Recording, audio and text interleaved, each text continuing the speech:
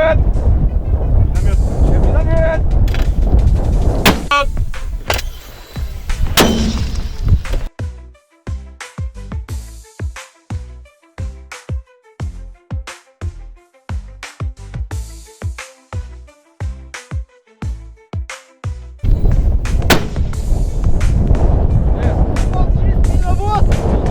Первый раз стрельнул, отлично.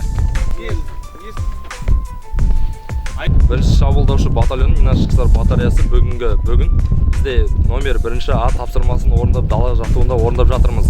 Бүгінгі атыс жаттығу кезінде бізде күшті эмоциялар және де күшті жауынгерлік даярлықтар болып жатыр. Бүгінгі біздің эмоциямызды айта кететін болсақ, бүгінгі эмоциямыз өте ерекше және де күшті болып жатыр. Келесі келген кезде және де өзімізге берілген ату жаттығуында келесіде